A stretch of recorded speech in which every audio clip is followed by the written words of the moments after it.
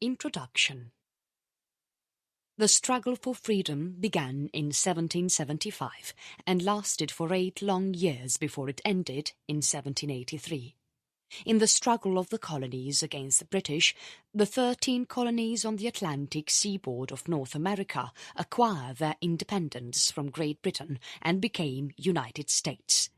The Great Revolution is also known as the American War of Independence.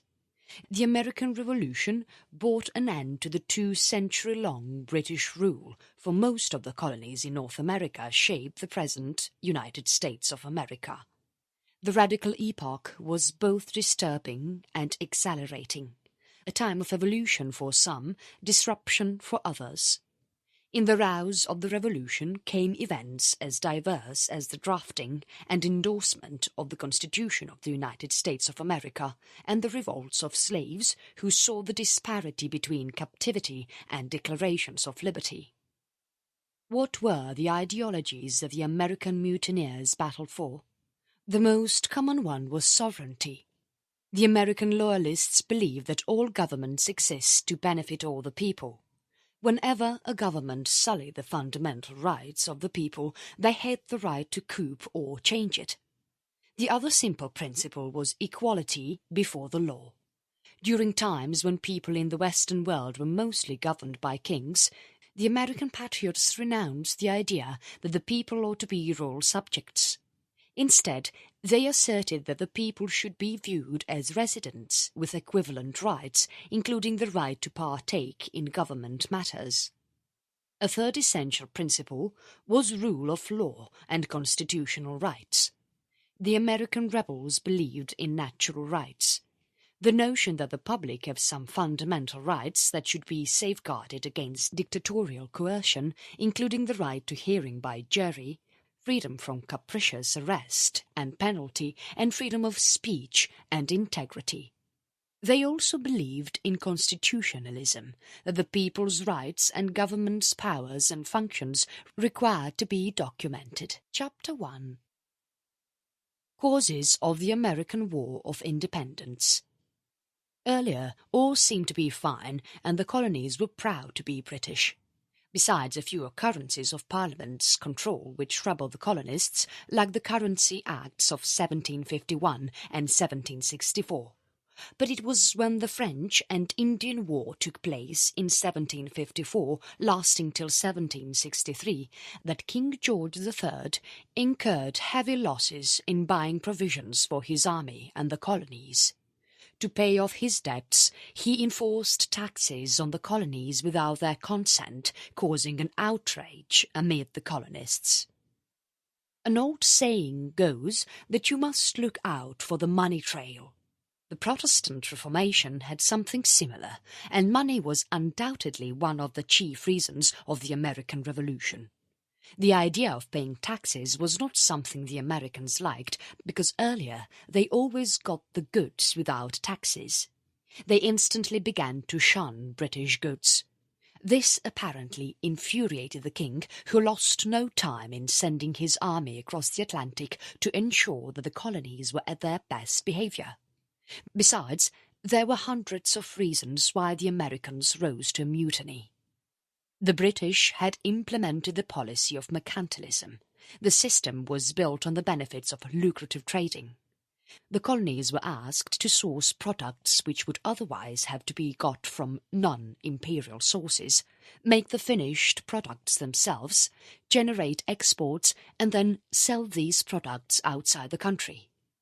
There was a centralized control over the economy. The trade was confined, and there was a list of goods which could not be exported to European ports, except for England. The triangular trade routes were made, and Americans had to trade products which they had in surplus, in exchange for products that were less in their own area. Triangular trade, together with the British policy of mercantilism, delivered a positive balance of trade, profiting only Great Britain. It guaranteed that all precious metals and domestic credit remained in England. The Navigation Acts were intended to control colonial trade. The Navigation Acts was to boost British shipping and permit Great Britain to hold the domination of British colonial trade for the sole benefit of British merchants. In 1689, English Bill of Rights stated that all the liberties and rights of an individual were protected by the English law. Americans debated that they were not judged the same rights.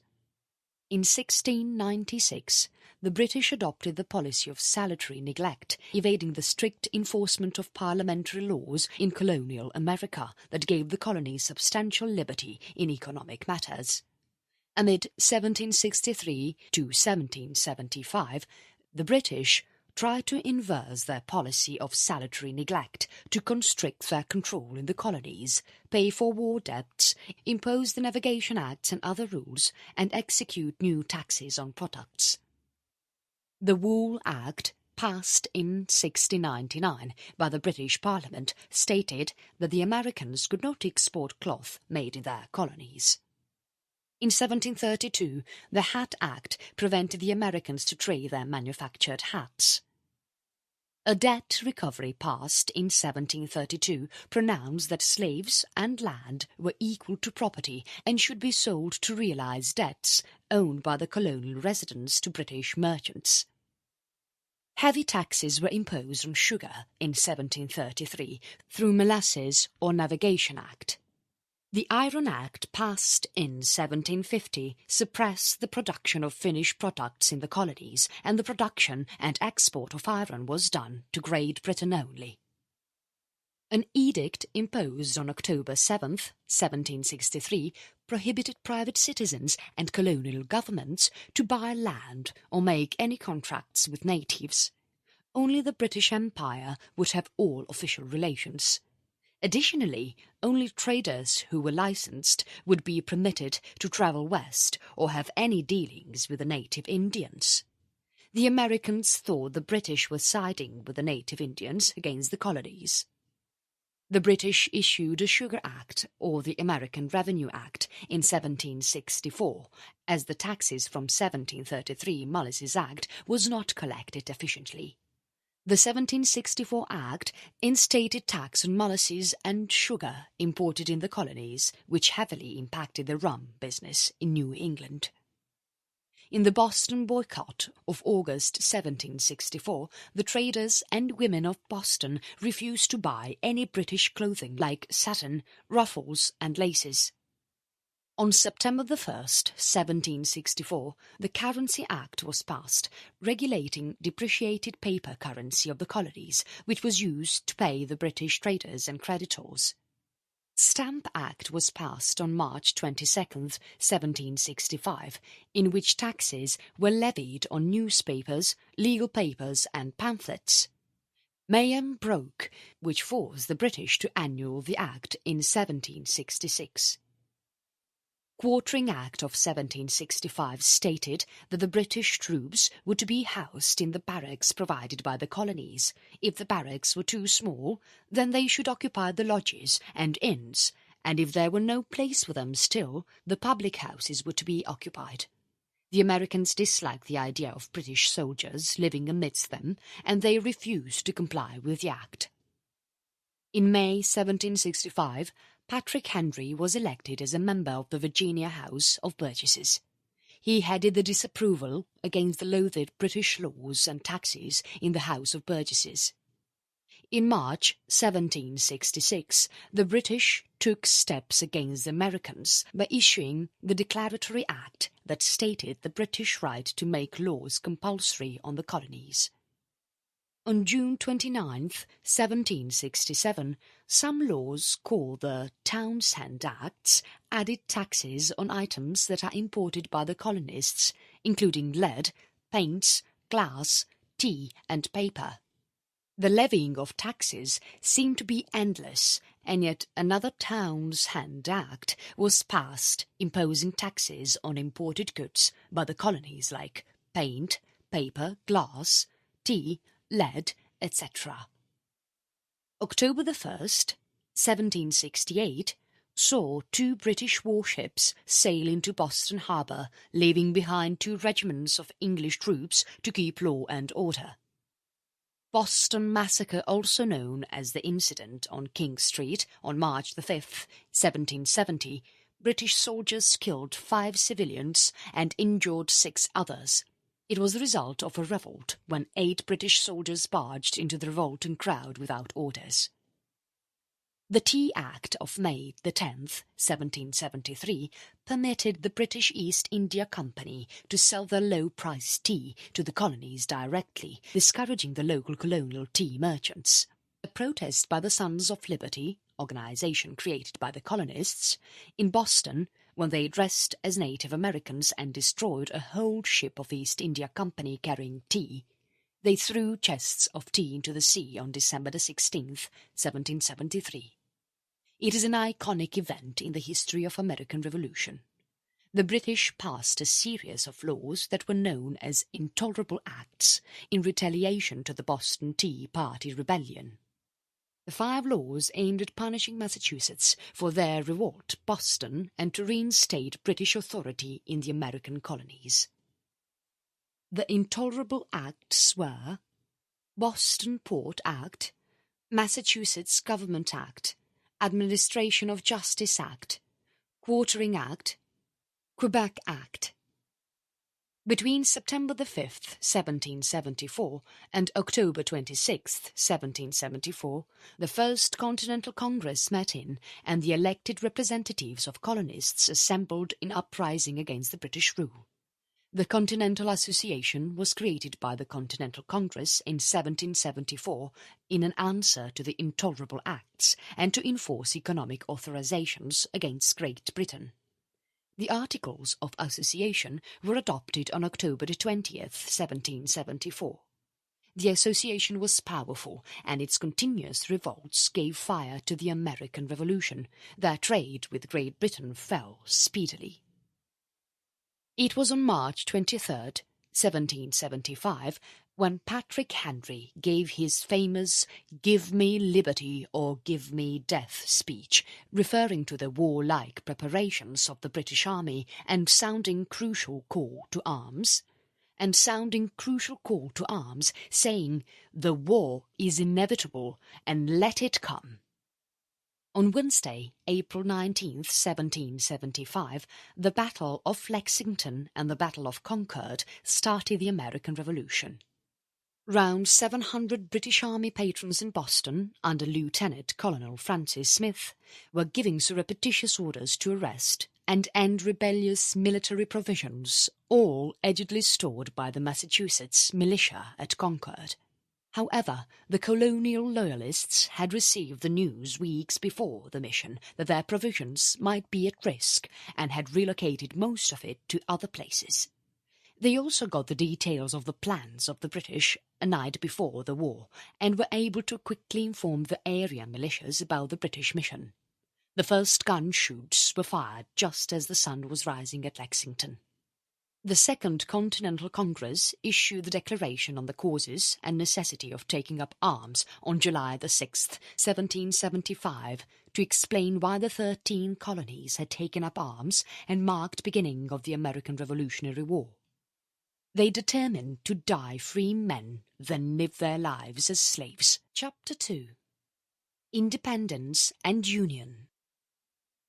The North Carolina Provincial Congress issued the Halifax Resolves on April 1776, openly permitting its representatives to vote for independence. Congress asked all the states to write constitutions and remove the last fragments of British rule in May the same year. By June, 9 colonies were prepared for independence. Slowly the remaining 4, Delaware, Pennsylvania, New York and Maryland, also lined up.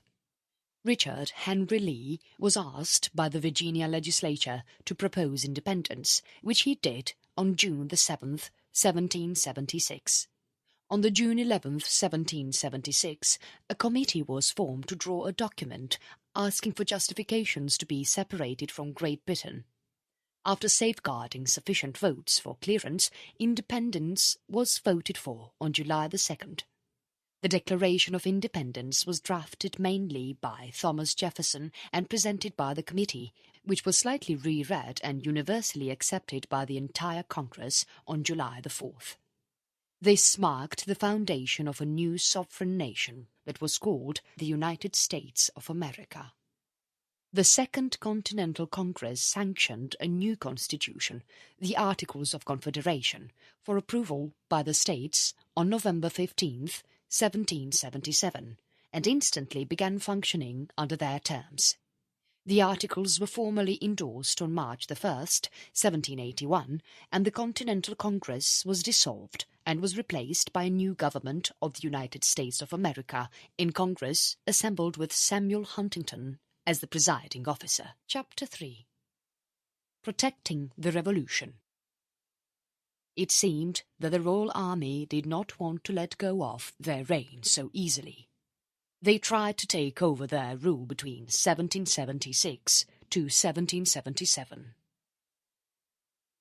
British return 1776 to 1777.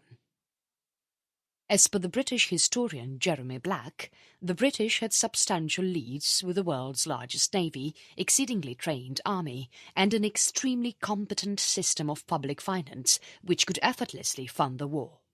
But the British were utterly handicapped and misinterpreted the complexity of backing for the Patriot position. Disregarding the guidance of General Gage, they misjudged the situation to simply be a big revolt. London thought by directing a big military and naval force they could subdue the Americans and force them to loyalty. Convinced that the revolution was the work of some troublemakers who had united an armed mob to their cause, they anticipated that the rebels would be daunted. Then the massive majority of Americans, who were loyal but scared by the terroristic strategies, would upsurge and kick out the protesters and reinstate a loyal government in every colony. When Washington forced the British Army out of Boston in 1776, neither the Army's loyalists nor British controlled any important areas. Nonetheless, the British were gathering armies at their marine base at Nova Scotia, Halifax. They returned with forces in July 1776, arriving in New York and overpowering Washington's Continental Army at the Battle of Brooklyn. After they won the Battle of Brooklyn, the British entreated a meeting with councils from Congress to discuss an end to conflicts.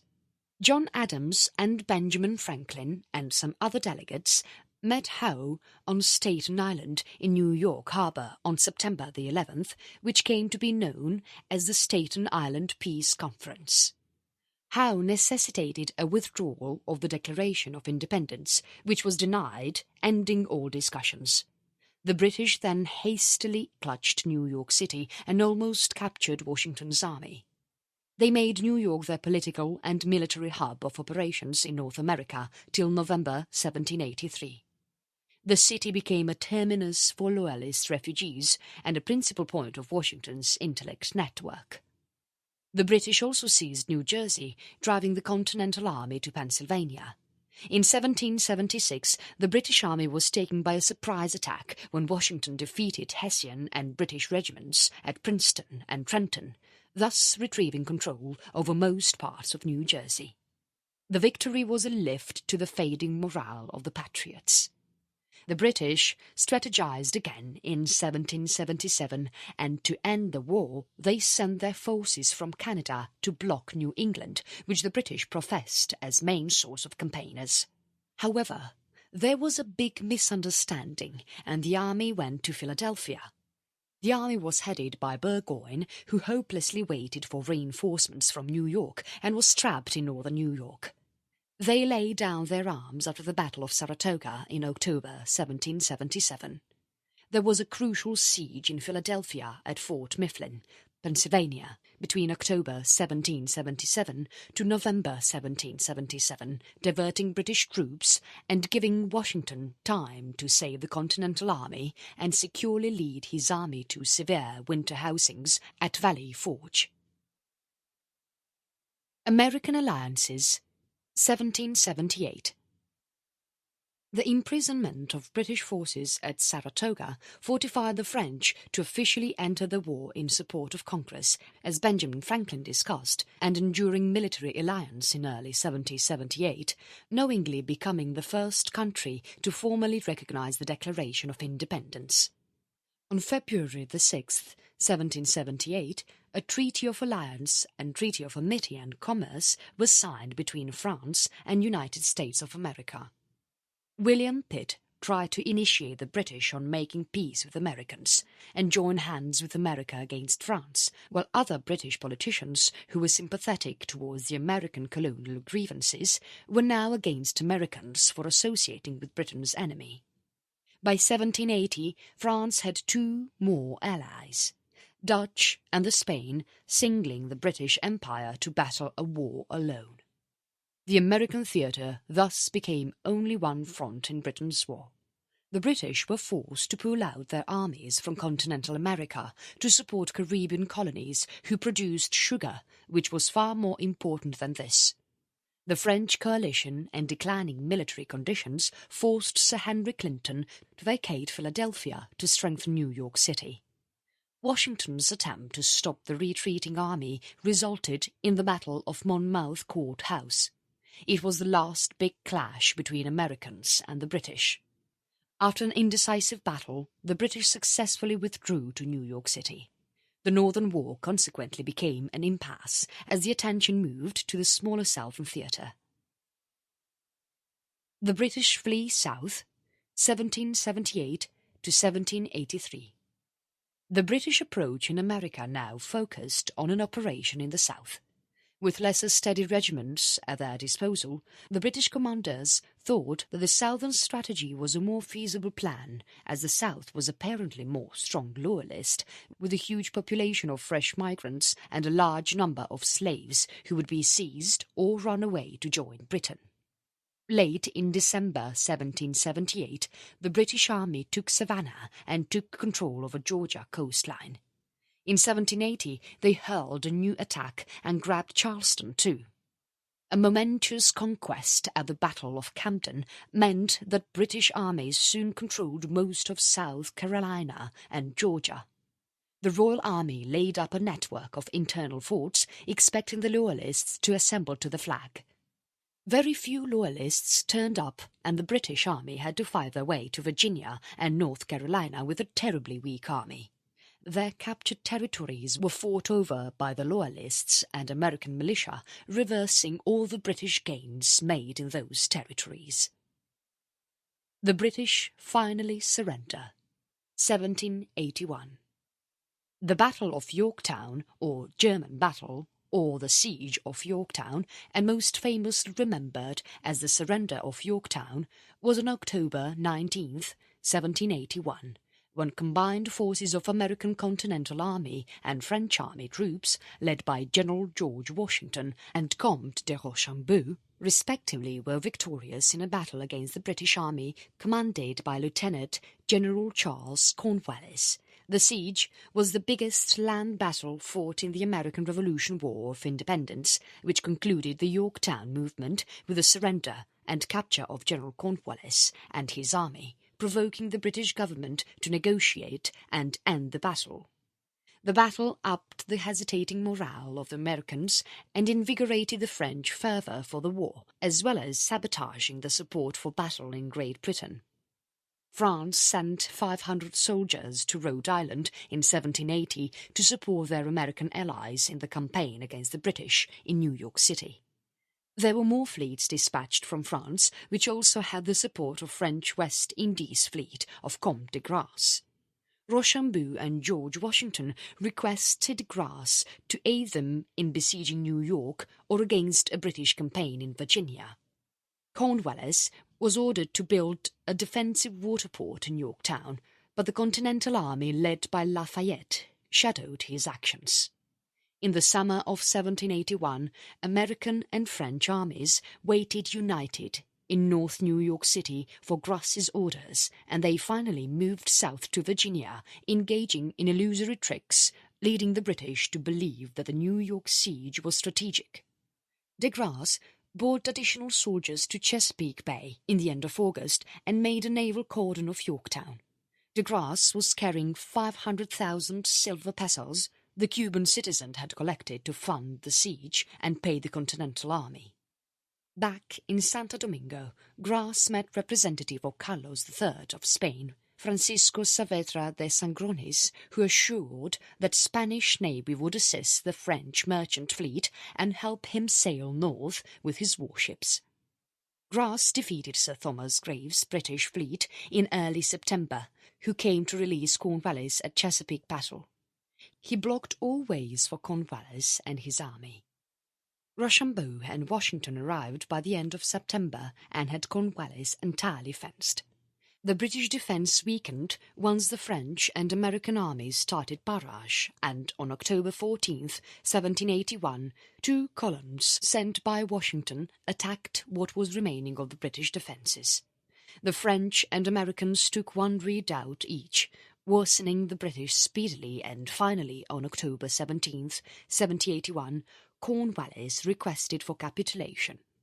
The surrender ceremony took place 2 days later, when more than 7,000 British soldiers were captured. Cornwallis was absent in this ceremony, stating he was ill. Once the discussion started, it resulted in the Treaty of Paris in 1783. Chapter 4. And it finally ends. There is a long debate among the historians whether the odds for the victory of America were short or long. John E. Fairling believes the odds were so long that the victory for Americans was a miracle, whereas Joseph L. debates the odds were in the favour of Americans and questions if there was ever a realistic opportunity for the British to win. He disputes that they had the prospect once, in 1776, and the Howe brothers missed several occasions to abolish the Continental Army. There were, of course, other factors, such as luck, chance, and whims of weather. His point is that the Howes were disastrously flawed as they underrated the challenges faced by patriots. Back in Britain, there were many who always commiserated with the colonial rebels. King George wanted to continue the war, but he did not get any financial help from the Parliament. The Parliament of Great Britain had never expected the war to last so long. They had already raised the taxes exceedingly high to pay for the war. The English Parliament was also concerned about the colonies' association with the French. It would affect their trade with America, which was quite lucrative for the British. In March 1782, the Parliament said all those who advised or attempted any further action of belligerent conflict on North America would be considered to be the enemies to His Majesty and the country. Washington was not convinced that Yorktown would be the end of the war. It was only when he saw General Sir Guy Carleton move out with his troops assured him that the war had come to an end. In the summer of 1782, the representatives of the colonies, Benjamin Franklin, John Adams and John Jay, negotiated with the English ambassadors in Paris. Both parties reached to an agreement, and how it was the turn of the British envoys to enlighten King George III. The English also had to make peace with the Spanish and the French before the pact could be signed. In February 1783, George III eventually gave his proclamation of cessation of hostilities that opened the gates for a peace treaty among English and the American colonies. Benjamin Franklin and John Jay signed the Paris Peace Treaty on September 3, 1783 in Paris. The treaty documented the United States of America as an independent government, laid borders of the new United States of America, the Atlantic Ocean on the east, the Mississippi River on the west, Great Lakes on the north, and Florida on the south. Stated that people from Britain, Spain, Holland, France and the United States had rights to the Mississippi River. Affirmed fishing rights off the Newfoundland coast. Gave back the property and rights to the Loyalists who wished to stay back in the colonies.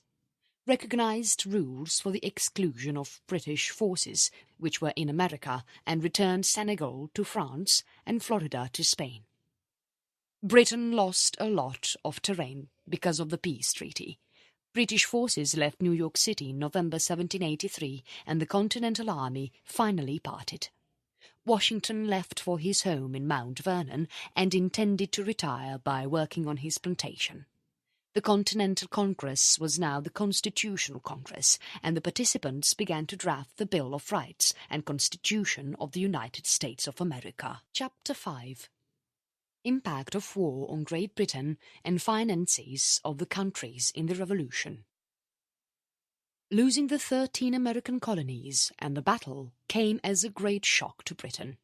The battle exposed the boundaries of Britain's fiscal military state when it was powerful enemies on its face with no associates and reliant on protracted and susceptible transatlantic lines of communication. The defeat intensified opposition and spiraled political resentment to the ministers of the king. Within the Parliament, the main problem changed from fears of a mighty ruler to the issues of representation, government cutback and parliamentary alteration. Reformers pursued to finish what they saw as pervasive institutional corruption. The outcome was a great crisis from 1776 to 1783. The treaty in 1783 left France financially drained, whereas the British economy flourished with the return of American business. The crunch ended after 1784 because of the king's astuteness in outsmarting Charles James Fox, the leader of the Fox-North coalition, and rehabilitated assurance in the system provoked by the headship of William Pitt, the new Prime Minister. Historians say that the loss of the American colonies facilitated the British to handle the French Revolution in a more organised and harmonious way. Britain took course to Asia, the Pacific, and later on Africa, with ensuing exploration leading to the upsurge of the Second British Empire. Finance. Their war against the French, Americans and the Spanish cost the British dearly, which amounted to around £100 million. Chunks of money just vanished against the funding of war and brought France on the brink of being bankrupt and revolt in comparison to Britain, who was in a less problematic situation in maintaining and hiring soldiers. Britain had an urbane monetary system grounded on the fortune of many of landowners, who sustained the government collectively with finances and banks in London. The competent British tax system gathered about 12% of the GDP in the form of taxes in the 1770s. In contrast, the Congress and the American states had no finish to the hitches of financing the war. In 1775, there was around $12 million in gold in the colonies, which was not sufficient for the present transactions, leave alone funding a huge war. The British worsened the situations by blocking every American port, cutting off almost all its exports and imports, making them dependent on donations from citizens and militiamen. The actual payments of the soldiers were delayed, and the suppliers and soldiers were paid in depreciated currency, with promises to be paid well in land grants against the wages they earned. The weak system continued till the government had a strong financial leader in the form of Robert Morris, who was made Superintendent of Finance of the United States of America in 1781. In 1782, Morris used a French loan and set up the Private Bank of North America to fund the rebel. Looking for more competence, Morris condensed the civil list and saved money by reasonable bids for contracts, stiffened bookkeeping system, and necessitated that the national governments give them full portion of supplies and money from the Allied states. The Congress mainly used 4 ways to cover the war cost, about $66 million in gold and silver. They issued paper money twice. The first one went to $242 million. It was supposed to be exchanged for state taxes. The paper holders were later on paid off in 1791 at the rate of 1 cent per dollar. The steeply rising inflation came down too hard on some people who had fixed incomes, but 90% of the citizens were farmers and were not straight affected by the inflation. Borrowers profited by clearing their debts with the depreciated paper money. The heaviest burden was tolerated by the soldiers of the Continental Army, whose wages normally came in arrears and waned in value month after month, flagging their morale and adding to the adversities of their families. In 1777, Congress continuously requested the states to give money, but they did not have a proper taxation system in place either, and were of no help. By 1780, Congress was making explicit demands for supplies of beef, corn, pork, and other provisions which barely kept the army going. Congress pursued to raise money by credits from prosperous people and promised to convert the bonds after the war in 1776. Congress kept their promise, and the bonds were redeemed in 1791 at their face value, but the campaign raised very less money, as Americans had little silver and gold, and most of the rich merchants supported of the British. In 1776, France covertly gave the Americans money, munitions and gunpowder to weaken Britain, which was its biggest enemy. When France formally joined the war in 1778, the grants continued. The government of France and the bankers in Amsterdam and Paris lent huge amounts towards the American Revolution. The loans were repaid in full by the United States of America in the 1790s. Chapter 6. Concluding the Revolution. A better union and guaranteed rights. Once the war finally ended in 1783, there was an era of richness. The national government, still operated under the Articles of Confederation, was able to resolve the problem of the Western territories that were yielded by the states to Congress. American settlers stirred quickly to those areas, with Kentucky, Vermont and Tennessee becoming states in the 1790s. The government was now able to pay back the debts of the war that they owed to the private banks and European nations, not to the Americans who gave millions of dollars of promissory notes to fund the revolution. Alexander Hamilton, George Washington, and other experts of the nationalists were afraid that the young nation was too weak to withstand an international war or an internal revolt like the one of 1786 in Massachusetts, Shays' Rebellion. The Nationalists renamed themselves Federalists and convinced Congress to summon the Philadelphia Convention in 1787.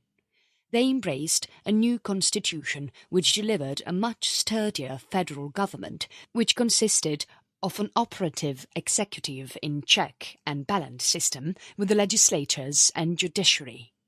The Constitution was approved in 1788 after a fiery debate in the states upon the type of the projected new government. In March 1789, President George Washington took over office under the new government in New York.